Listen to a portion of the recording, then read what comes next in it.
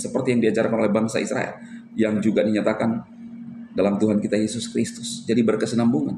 Ajaran Tuhan yang dibawa Musa, kasih, lalu nyata dalam Yesus Kristus, itu digenapi juga, dia adalah ajaran kasih. Shalom saudara terkasih dalam Tuhan Yesus Kristus. Salam jumpa bagi saudara seiman dimanapun saat ini berada di seluruh Indonesia dan di luar Indonesia. Saya berdoa roh, jiwa, dan tubuh saudara dalam anugerah dan perlindungan Tuhan kita Yesus Kristus. Amin. Saudara, seperti pada judul ini saudara lihat, pemimpin ya Iran, saudara, saya lihat beritanya Waste ya, mengalami kecelakaan. Apa yang terjadi dengan beliau? Saya pribadi mengucapkan turut berduka cita ya, sedalam-dalamnya bagi keluarga atau orang yang merasa menyayangi beliau ya. Nah saudara, namun saya harus menyampaikan ini dari iman Kristen ya.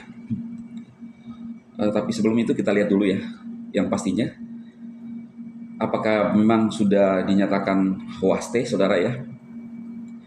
Jakarta, CNBC Indonesia, Presiden Iran Ebrahim Raisi dipastikan tewas dalam kecelakaan helikopter pada Minggu sore waktu setempat. Tak hanya Raisi, Menteri Luar Negeri Hossein Amir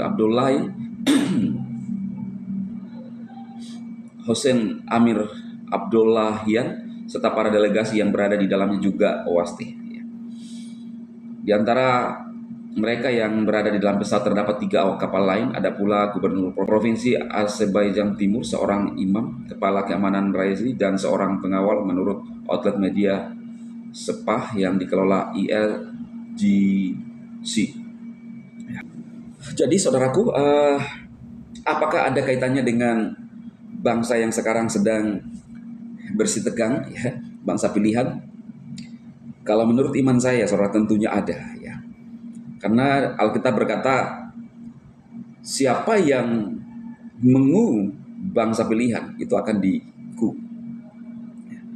Beberapa saat yang lalu, ya, pada saat memanas antara bangsa pilihan dan Fales, seorang di Turki, ya, di dalam pidatonya saat itu, lagi masih di atas podium, sedang mencaci maki bangsa pilihan, dan saat itu juga Waste, saudara ya.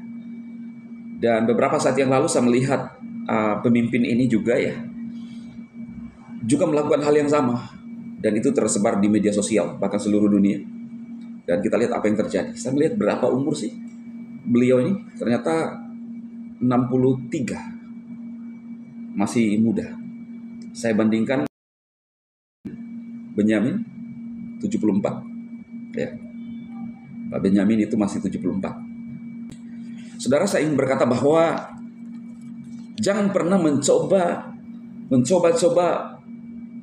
mencaci maki bangsa ini, bangsa pilihan, dan juga mengutuk. Sudah banyak hal yang terjadi. Bangsa ini hadir, ya, bangsa yang dipilih oleh Tuhan sendiri, nama yang diberikan oleh Tuhan sendiri dari surga. Saudara perhatikan itu. Jadi ngapain kita umat manusia tiba-tiba tidak menyukai bangsa ini? Lihat ke dalam diri kita, saudara.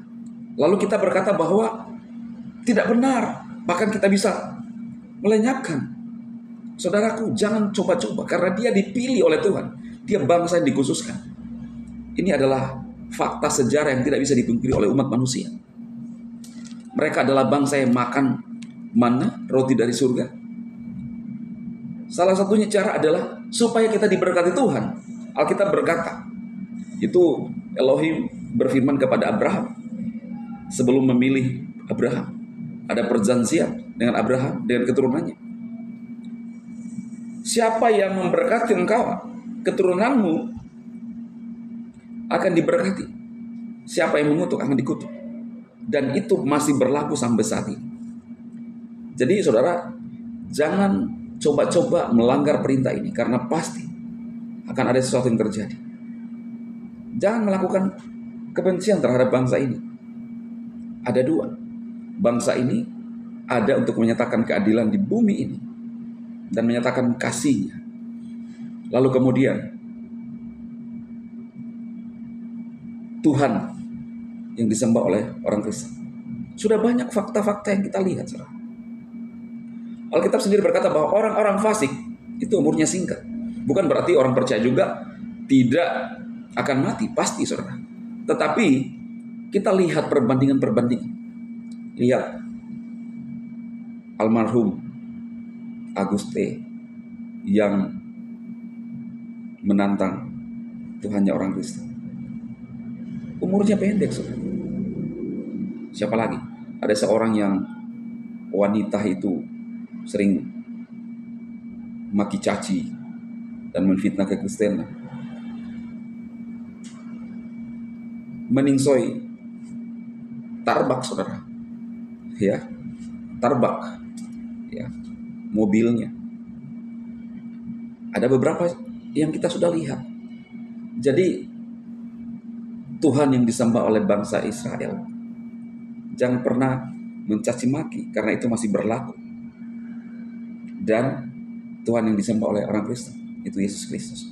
Biar apa yang saya sampaikan ini, pesan singkat ini, memberikan pelajaran bagi kita. Coba koreksi ke dalam diri kita. Ngapain kita tiba-tiba memusuhi bangsa itu? Dan kita tahu adalah bangsa yang dipilih oleh Tuhan sendiri. Nama Israel adalah nama yang berasal dari surga, diberikan oleh Tuhan sendiri. Lalu ngapain kita mau ada rasa kebencian, lalu mau melenyapkan? Dari sejak semula Tuhan memberikan perintah kepada Musa 10 hukum Taurat. Di sana sudah diajarkan tentang hukum kasih. Jadi bangsa itu mengerti tentang hukum kasih.